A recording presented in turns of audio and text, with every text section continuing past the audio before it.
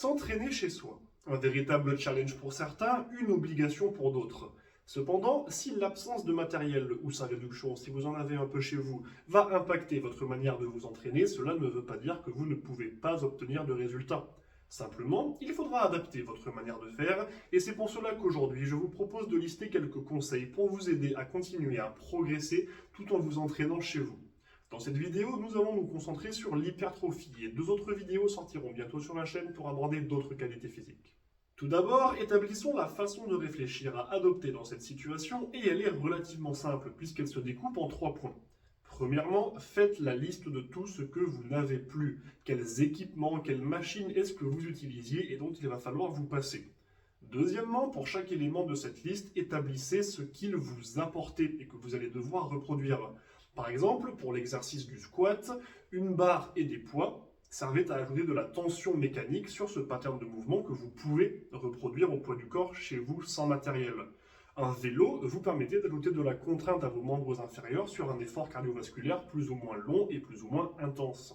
Et dernière étape de la réflexion, comment compenser au mieux cet apport avec ce que vous avez à disposition.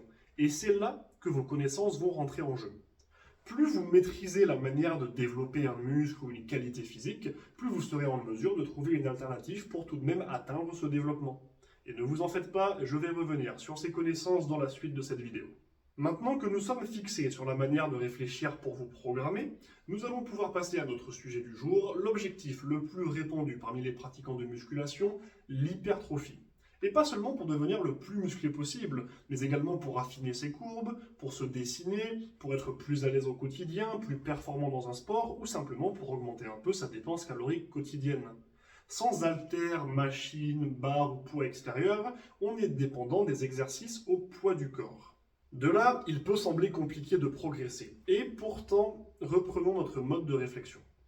Pour de l'hypertrophie, pour développer un muscle, on veut globalement une phase d'étirement, une phase de contraction et une certaine tension appliquée au muscle pour s'approcher plus ou moins de l'échec musculaire. Les phases d'étirement et de contraction sont totalement atteignables avec des exercices au poids du corps, quitte à ajouter quelques variantes. Par exemple, plus de profondeur sur un squat avec une cale sous les talons ou sur une pompe en surélevant les mains par rapport à la poitrine pour pouvoir aller chercher plus bas. Le problème va donc résider dans le troisième facteur, la tension que l'on veut appliquer au muscle. Et en effet, les charges externes sont des moyens simples et efficaces d'appliquer et d'augmenter la charge mécanique sur un muscle et nous n'y avons plus accès.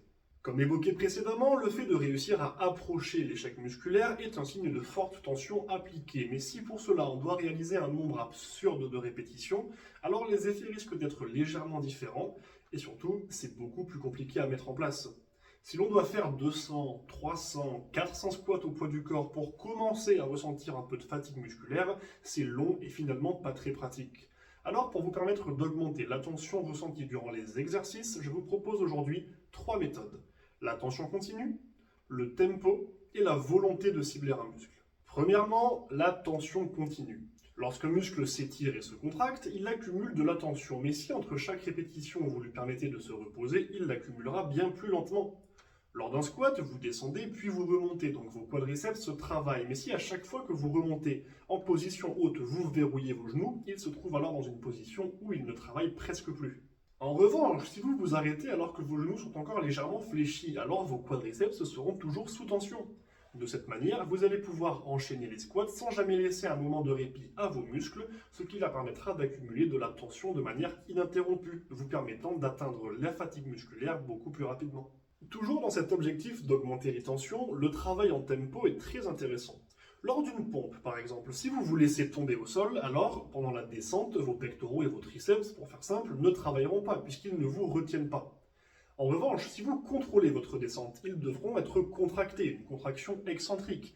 Et alors, vous travaillerez et sur la descente et sur la remontée de votre pompe. Mais si en plus de cela, vous vous obligez à descendre en 2, voire 3 secondes, alors vos muscles passeront beaucoup plus de temps sous tension à chaque répétition. 10 pompes effectuées en 2 secondes chacune prendront le même temps que 5 pompes effectuées en 5 secondes chacune, ce qui vous permettra d'atteindre un état de fatigue musculaire avec moins de répétitions. Vous pouvez également vous imposer un tempo sur la remontée, par exemple, pour éviter d'utiliser une grosse dose de force à l'amorce du mouvement et de vous laisser emporter par l'élan. De cette manière, non seulement vous allez passer plus de temps sous tension à chaque répétition, Mais en plus, vous allez forcer vos différents groupes musculaires à travailler de manière ininterrompue. Du tempo et de la tension continue dont nous venons de parler, cela donne une combinaison qui peut fournir d'excellents résultats. Et enfin, le dernier point, la volonté de cibler un muscle. Et j'entends déjà certaines personnes se demander ce que je veux dire. Eh bien, lorsqu'on réalise un exercice de musculation où on engage un certain nombre de muscles, et l'approche que l'on va avoir du mouvement va dépendre selon nos objectifs. On ne soulève pas une barre exactement de la même manière selon que l'on veut soulever le plus lourd possible ou développer les muscles qui travaillent. Lorsque l'on fait une fente bulgare ou un squat bulgare, le poids est plus ou moins réparti entre nos deux appuis. Et selon l'écartement de ces appuis, on va travailler les muscles d'une manière légèrement différente. Le mouvement ne sera pas exactement le même. Dans l'éventualité où vous voudriez utiliser le squat bulgare pour développer vos quadriceps, il peut être intéressant de rapprocher un peu le pied avant pour augmenter l'avancée du genou, la dorsiflexion, et ainsi l'étirement de votre quadriceps. De la même manière, il peut être intéressant de le surélever, ce pied avant, pour pouvoir avoir un peu plus d'amplitude de descente et donc plus d'étirement du quadriceps. Voire encore, de passer votre poids autant que possible vers l'avant pour charger votre quadriceps avant et rendre le mouvement le plus difficile possible en lui mettant autant de charge que possible.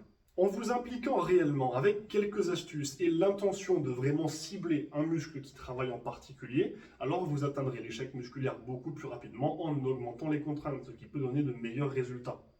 Et enfin, un petit aparté, mais évidemment, on peut aussi augmenter les contraintes avec des méthodes qui ne sont pas que liées au poids du corps, comme les élastiques par exemple. Mais je n'en ai pas parlé dans cette vidéo car tout le monde n'y a pas accès et finalement, une fois qu'on s'y connaît un petit peu sur les mouvements, la biomécanique, les directions de force, etc., remplacer les exercices avec des machines ou des haltères avec des élastiques se fait relativement facilement. Voilà pour les quelques conseils que j'avais à vous donner. J'espère qu'ils vous seront utiles. Restez à l'affût, il reste encore 2 parties à cette vidéo, et la prochaine va arriver dans quelques semaines avec des conseils pour développer les capacités cardiovasculaires à la maison. En attendant, n'oubliez pas que les commentaires, likes, partages et abonnements soutiennent grandement la chaîne et que vous pouvez me contacter à tout moment via les commentaires ou directement mes réseaux sociaux qui sont dans la description. Sur ce, bon entraînement et n'oubliez pas, rendez-vous fiers.